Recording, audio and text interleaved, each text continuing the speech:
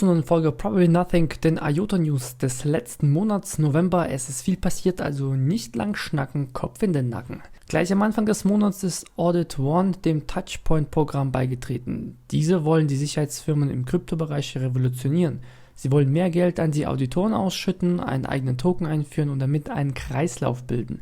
Das Ganze soll dann im zweiten Quartal 2023 erscheinen. Muandelo hat mehrere Patente gefunden. Das erste von Intel. Hier geht es um die Steuerung und Übertragung von Netzwerken. Das zweite ist von STA Capital und beschreibt ein System für das Messen von Stimmungen nach Ereignissen, also ich mag oder ich mag nicht. Das letzte und dritte Patent kommt von Notarize Inc. und beschreibt das Verfahren zur Unterstützung unabhängiger Beobachter bei der Durchführung von Online-Unterschriften. Pipe veröffentlichte einen Blogbeitrag, wo sie einen Use Case präsentieren. Außerdem haben sie am 25.11. die erste Beta präsentiert, wo man sich auch anmelden kann. Wer nicht weiß, was genau Pipe ist, es funktioniert wie das IPFS-System, beispielsweise auf Steemit. Die Demonstration wird am 9.12. gezeigt. Anfang November ist auch die vierte Runde IOTA Staking angefangen. Alle 10 Sekunden bekommt man Assembly in der Firefly bzw. TanglePay App gutgeschrieben. Das Wichtigste dabei ist, dass ihr die Wallets auf der aktuellsten Version habt. Die Dauer beträgt wieder 90 Tage und endet damit am 5.2.2023. Bis Dezember wurde 390 Millionen Assembly ausgeschüttet mit einer 63%igen Beteiligung.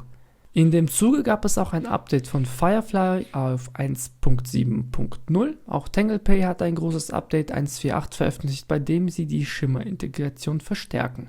Spice5 hat auf den Web Summit ein paar Eindrücke auf Twitter hinterlassen, momentan gibt es aber viel zu wenig Infos dafür. Auch Amnesia Cash meldet sich auf Twitter mit einem neuen Blogpost, wo sie ihr einzigartiges Token präsentieren.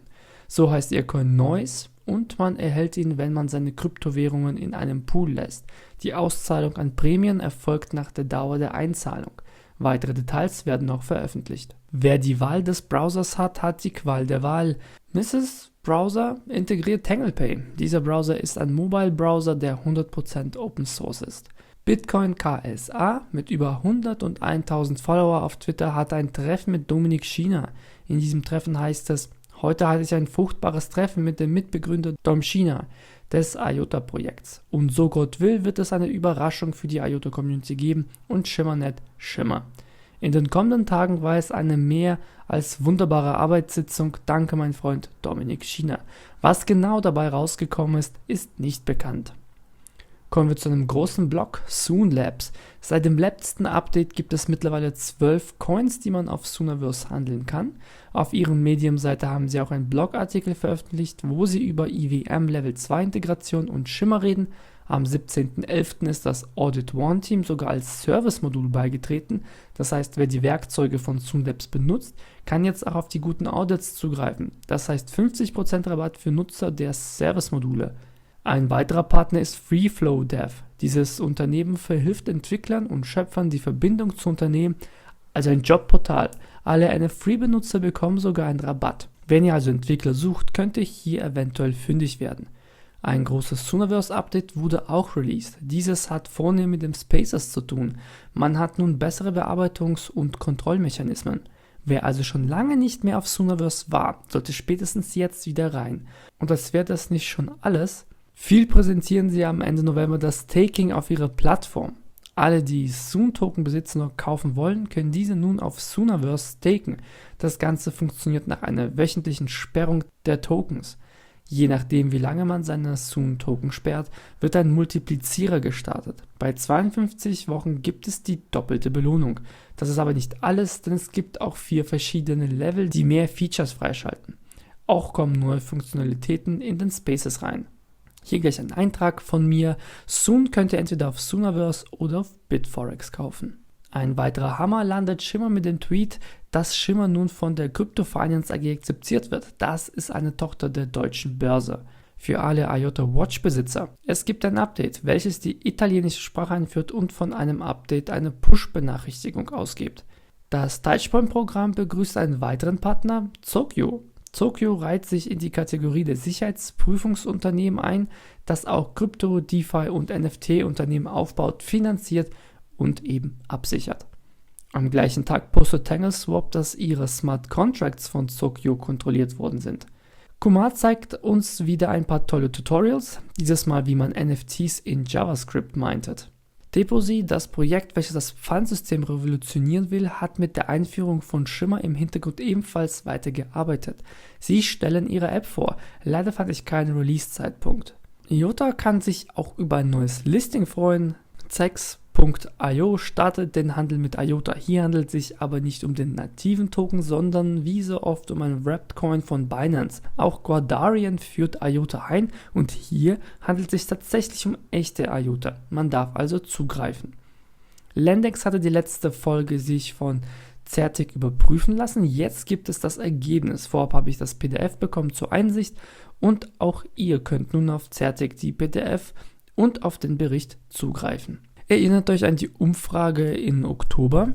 Die Auswertungen sind da. 590 Leute haben mitgemacht und das Ergebnis sieht folgendermaßen aus. 89% sind positiv für IOTA und Shimmer gestimmt, 81% sind auch mit dem Fortschritt zufrieden.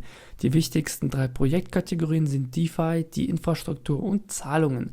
Alle Daten findet ihr in den Quellen. Forum hat ein cooles Video gefunden von Digimark. Diese haben auf dem Tangle mit der DID das Tracking der Produkte eingeführt, beispielsweise Kleidung oder die Produktion von Elektroautos und deren Batterien. Alles kann man nachverfolgen. ShimmerSea meldet sich auch mal wieder mit einem kleinen Update. Diese haben einen Einblick auf ihren Marktplatz mit NFT gewährt in diesem Mediaartikel. Mit dem Start kann man dann seine eigenen Kollektionen eröffnen und wird wohl einen ähnlichen Weg mit den NFTs gehen wie Sooniverse. Für alle Entwickler, die in C# und .NET ihr Unwesen treiben, können nun auch auf die Wallet-Bibliothek zugreifen. Damit steht eine weitere Programmiersprache für IOTA offen und damit auch eine weitere Tür für Möglichkeiten. Am 21.11. kam dann die Hammer News von dem EPSI-Wettbewerb. Lange hat es gedauert, aber nun sind die Finalisten gelistet. Auch zu beachten ist, dass die Reihenfolge auch die Platzierung bedeutet und in jeder Runde war IOTA an erster Stelle. Die nächste Phase wird aber ziemlich lange dauern und bis wir da ein Ergebnis überhaupt sehen. Eine weitere coole Sache ist das Login mit Wallet von DriveMe. Diese haben ein Video veröffentlicht, wo sie 2 Beispiele zeigen, wie das Ganze funktioniert. Das sieht sehr interessant aus. Das Ganze wurde in Swift programmiert. Auf GitHub könnt ihr ebenfalls alle darauf zugreifen. Touchpoint begrüßt für November das letzte Mitglied in den Reihen, und zwar Dark Mythos, ein Rollenspiel auf Kartenbasis. Dark Mythos ist aber noch ziemlich early stage, das Gameplay ist noch nicht endgültig. Bifrost gibt ein Update 0.2.1, Shimmer-Netzwerk-Unterstützung, Kontakte und das einfache Zurückversenden von Geld. Tangle Hub gab Ende des Monats noch ein Update, wie denn ihr Pipe funktioniert. Das Ganze könnt ihr in voller Länge durchlesen. Vault.id wurde von der EU bestätigt als einer der Kandidaten. Nur 5 Kandidaten schafften alle Voraussetzungen. Dabei ging es um das Diplombeispiel aus der letzten Folge. IOTAB postete am 29.11., dass sie durch Namenscyber erfolgreich kontrolliert wurden. Das Ergebnis könnt ihr auf ihrer Website sehen. Deeper Finance präsentiert am 1.12.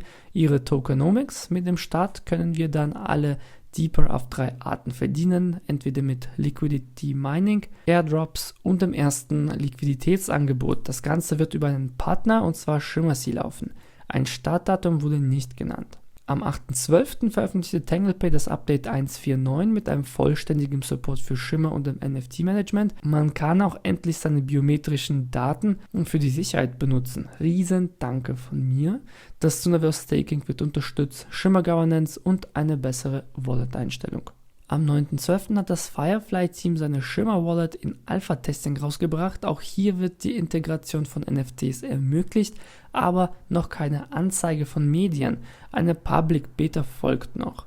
Und am 10.12. gab es noch ein riesengroßes Recap 2022 IOTA. Wer es verpasst haben sollte sich das Video ansehen. Es gibt nicht nur Rückblicke, sondern auch Einblicke in Projekte. 4 Stunden solltet ihr aber dafür bringen.